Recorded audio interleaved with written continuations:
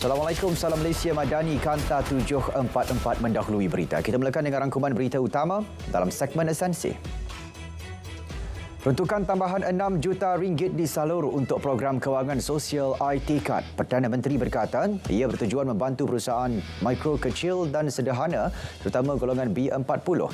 Tambahan peruntukan itu menjadikan bantuan keseluruhan iTCAD tahun ini berjumlah RM10 juta. Dalam belanjawan 2023, jumlah yang diperuntukkan ialah RM4 juta. Perdana Menteri juga menegaskan kerajaan tidak pernah mengabaikan kebajikan golongan M40. Dakwaan kerajaan lebih tertumpu kepada golongan B40 sehingga mengabaikan kumpulan berpendapatan sederhana itu adalah tidak tepat. Turut disentuh isu meritokrasi dalam pendidikan yang dilihat menyebelah kepada golongan elit dan berkemampuan. Kementerian, institusi perbankan dan golongan elit digesa mendekati kumpulan bawahan yang berdepan kesulitan berhubung isu berkenaan. RM1.14 juta diperuntuk bagi meningkatkan nilai bantuan Skim Tanaman Lada Baru STLB dan Skim Tanaman Lada Matang STLM di Semenanjung. Timbalan Perdana Menteri yang juga Menteri KPK berkata peruntukan itu memanfaatkan 241 pekebun lada. Nilai bantuan STLB dinaikkan kepada RM46,000 bagi setiap hektar iaitu peningkatan RM10,000 berbanding RM26,000 sebelum ini. Manakala nilai STLM dinaikkan daripada RM13,000 kepada RM25,000 bagi setiap hektar.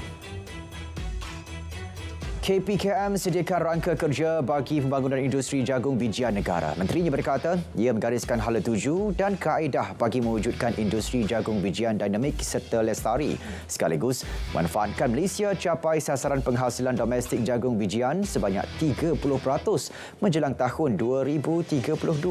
Tahun ini RM13 juta diperuntukkan bagi pembangunan industri jagung bijian, membabitkan kajian, penyelidikan, perolehan jentera dan penanaman. Biro Siasatan Keselamatan Pengangkutan Singapura tidak berjaya memperoleh semula rakaman suara dalam kotak perakam suara kokpit CVR pesawat yang terhempas di Bandar Elmina Shah Alam. Perkara itu dimaklumkan pihak makmal biro berkenaan kepada Menteri Pengangkutan Anthony Loke pagi tadi. Untuk itu, CVR berkenaan akan dihantar ke syarikat penghilang di Florida, Amerika Syarikat.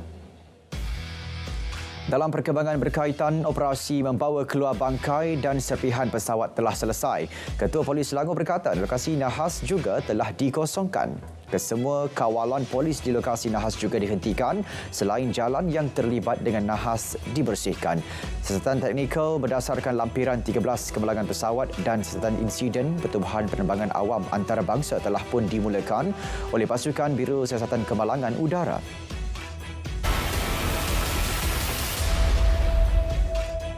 Laporan insiden tanah runtuh di Batang Kali Selangor akan dibentangkan kepada Jemaah Menteri dalam masa terdekat. Menteri Kejaraya berkata laporan yang telah siap sepenuhnya itu perlu mendapatkan ulasan daripada Kerajaan Negeri Selangor sebelum ke peringkat Kabinet berikutan lokasi tragedi di bawah kategori Jalan Kerajaan Negeri. Butiran mengenai insiden membabitkan 92 mangsa itu akan hanya didedahkan selepas dibentangkan kepada Jemaah Menteri.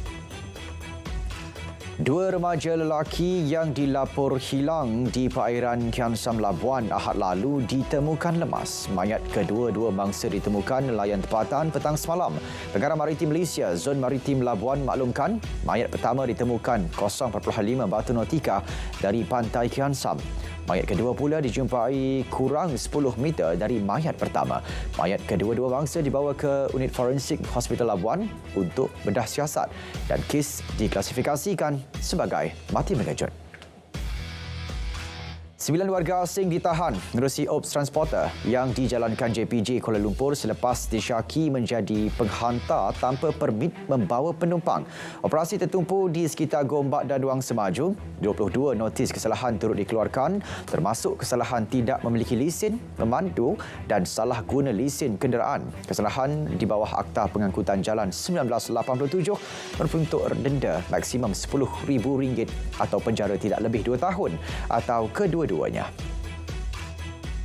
5 lelaki yang disyaki mencederakan dan merusuh di sebuah premis makanan di Matang, Kuching ditahan polis. Pemangku Ketua Polis Daerah Padawan berkata, kelima-lima suspek berumur lingkungan 20 hingga 45 tahun ditahan menerusi satu operasi. Mangsa dilaporkan dalam keadaan stabil namun memerlukan pemerhatian rapi. Kes disiasat di bawah Seksyen 326 Kanun Kesiksaan dan Seksyen 148 Kanun yang sama. Seorang lelaki warga Emas maut selepas motosikal yang ditunggangnya berlanggar dengan sebuah kereta di Jalan Tun Abdul Rahman Yaakob, Kuching, Sarawak. Mangsa disahkan meninggal dunia kerana kecederaan di bahagian kepala. Pemandu kereta tidak mengalami sebarang kecederaan dan kes disiasat di bawah Seksyen 41-1 Akta Pengangkutan Jalan 1987. 500 pelajar daripada 17 buah sekolah rendah menghadiri program kempen kesedaran keselamatan di Labuan. Kempen itu diadakan untuk meningkatkan kualiti hidup dan sosioekonomi komuniti setempat.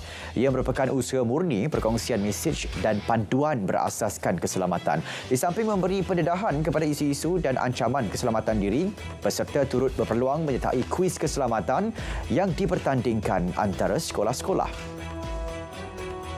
Jabatan Kesihatan Negeri Pahang sahkan jangkitan pertusis atau batuk kokol terkawal di negeri itu.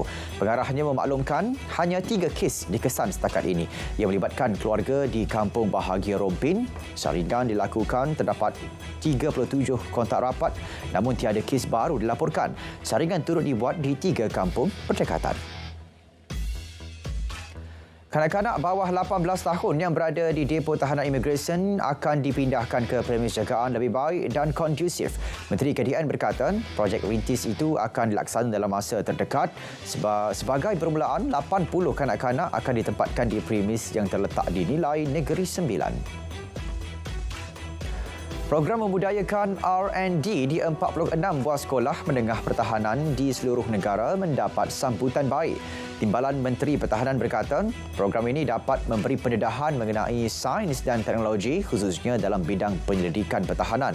Program dianjurkan secara berterusan bermula 23 Jun lalu melibatkan 2 aktiviti utama iaitu Cakna Sains Teknologi dan Inovasi Pertahanan dan Pertandingan Inovasi Pertahanan dengan tema Tentera Masa Depan. 1,700 anggota polis akan bertugas pada sambutan Hari Kebangsaan 2023 di Dataran Putrajaya 31 Ogos nanti. PDRM akan bekerjasama dengan pelbagai agensi lain untuk memantau keselamatan pengunjung. Laluan 2.6 km dari Wisma Tani sehingga ke Bulatan Perdana akan menjadi lokasi tumpuan dengan meletakkan anggota secara statik di tempat-tempat strategik, khususnya di atas bangunan untuk pemantauan yang lebih rapi. Pengunjung Hari Kebangsaan 2023 juga bakal disajikan dengan pertunjukan aksi terjunan udara daripada 6 anggota komando dari pasukan VAT-69 PDRM. Mereka akan mendarat tepat di hadapan Kompleks Istana Kehakiman Putrajaya dalam tempoh 6 minit. Selain itu, Ketua Polis Negara akan turut serta mengetuai perarakan dengan menunggang kuda. Penggunaan dron tanpa kelulusan di kawasan persiapan dan sambutan Hari Kebangsaan 2023 di Putrajaya tidak dibenarkan. Arahan itu berkuat kuasa mulai semalam hingga 31 Ogos ini. Ia bagi mengelak berlaku kejadian tidak diingini. Ini termasuk risiko kemalangan terhadap pesawat TUDM yang menjalankan latihan penerbangan reformasi rendah di kawasan tersebut sepanjang tempoh berkenaan. Larangan itu juga bagi memastikan keselamatan orang awam sentiasa terjamin. Polis Selangor tawar diskaun sawan trafik 50% sempena PDRM Selangor Merdeka Ride and Carnival 2023 pada 26 Ogos ini di tapak Carnival Stadium Shah Alam. Menurut Ketua Polis Selangor, kaunter saman trafik akan menjadi kaunter paling menarik pada hari Carnival tersebut. Pelbagai aktiviti menarik turut diadakan seperti senam aerobik, persembahan unit berkuda, food truck, pameran seni bela diri, pameran motosikal klasik, pameran kereta dan zoo haiwan peliharaan. MCMC Negeri Sembilan komited terus sediakan liputan telekomunikasi menyeluruh terutama di kawasan luar bandar. Menurut pengarahnya, liputan internet di negeri itu sudah mencapai 98%. Ia selaras usaha kerajaan memastikan semua penduduk tidak terkecuali daripada akses internet menerusi pelaksanaan jendela sekaligus menjadikan komunikasi sebagai utiliti awam. 1,000 projek penanaman kejuruteraan ekologi disasar di setiap daerah negeri Melaka. Ia bagi mengurangkan masalah serangga perosak di kawasan pertanian termasuk sawah padi. Kawalan secara biologi itu dijamin berkesan berbanding penggunaan bahan kimia atau racun serangga. Pesawah yang ditemui juga menyambut baik projek rintis yang dibuat.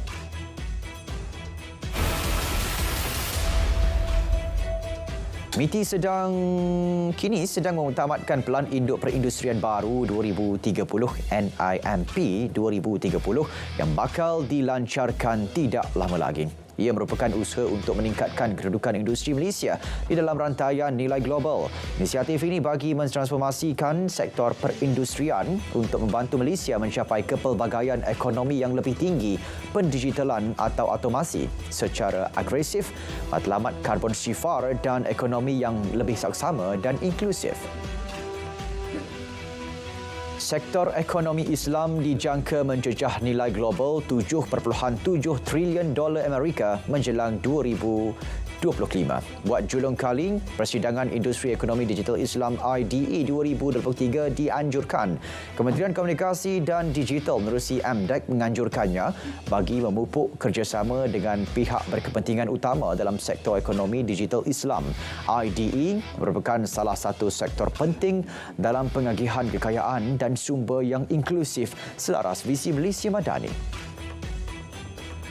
Rizab Antarabangsa Bank Negara Malaysia BNM berjumlah $112.2 bilion Amerika pada 15 Ogos 2023 berbanding $112.9 bilion Amerika pada 31 Julai 2023. Paras Rizab itu memadai untuk membiayai 5.2 bulan import barangan dan perkhidmatan dan 1 kali jumlah hutang luar negeri jangka pendek. Komponen utama Rizab Antarabangsa ialah Rizab Mata Wang Asing $99.7 bilion Amerika, paras Rizab Tabung Kewangan Antarabangsa $1.4 bilion Amerika, hak pengeluaran khas $5.7 bilion Amerika, emas $2.4 bilion Amerika dan aset-aset Rizab lain $3 bilion Amerika. LHDN akan mewajibkan penggunaan e-perkhidmatan percukaian secara berperingkat mulai 1 September ini. Langkah itu sejajar transformasi teknologi dan pendigitalan sistem perkhidmatan percukaian bertujuan bagi memperkasa sistem penyampaian perkhidmatan kepada rakyat. LHDN juga mewajibkan penggunaan e-perkhidmatan yang sudah disediakan secara dalam talian melalui gerbang perkhidmatan portal MyTax. Perkhidmatan e-perkhidmatan ini dijangka digunakan secara sepenuhnya pada 1 Januari 2024. Taikun hartanah Srettha Thavisin 60 tahun dipilih sebagai Perdana Menteri baru Thailand. Beliau adalah orang awam pertama memegang jawatan itu dalam tempoh lebih 9 tahun setelah berjaya memperoleh sokongan yang mencukupi di Parlimen. Hartawan hartanah itu memperoleh lebih 374 undi, jumlah yang mencukupi memecah kebuntuan lantikan Perdana Menteri pasca pilihan raya umum 14 Mei lalu. Lantikan itu juga dibuat beberapa jam selepas pemimpin utama Parti Pheu Thai, Thaksin Shinawatra pulang ke tanah air. Bekas Perdana Menteri Thailand Thaksin Shinawatra dijatuhkan hukuman penjara 8 tahun oleh Mahkamah Agung Thailand. Hukuman itu berkaitan 3 sabitan yang dijatuhkan ke atas Thaksin. Bekas pemimpin berusia 74 tahun itu tiba di Thailand selepas 15 tahun hidup dalam buangan. Beliau mendarat di lapangan terbang antarabangsa Dong Muang dengan menaiki pesawat persendirian dari lapangan terbang Seletar Singapura. Jepun umum akan lepaskan air terawat dari loji kuasa nuklear Fukushima pada Khamis ini. Keputusan dibuat hasil mesyuarat peringkat menteri pagi tadi. Perancangan itu mendapat tentangan dari dalam dan luar negara dengan hasil tinjauan lebih 88% penduduk bimbang terhadap pelan tersebut. Sementara itu, sebahagian penduduk di Tokyo sokong pelan pelepasan air tersebut. Bagaimanapun, perancangan itu turut mendapat tentangan, termasuk daripada nelayan. Malah berpuluh-puluh orang berhimpun di hadapan pejabat Perdana Menteri sebagai tanda protes. Saudara, Kanta 744 berakhir di sini. Menyusul selepas ini berita perdana bersama Syahril Sarapuddin dan Fahatul Asyati Osman untuk paparan komprehensif. Saya Syarul Islam. Assalamualaikum. Salam Malaysia Madani. Tekad perpaduan penuhi harapan.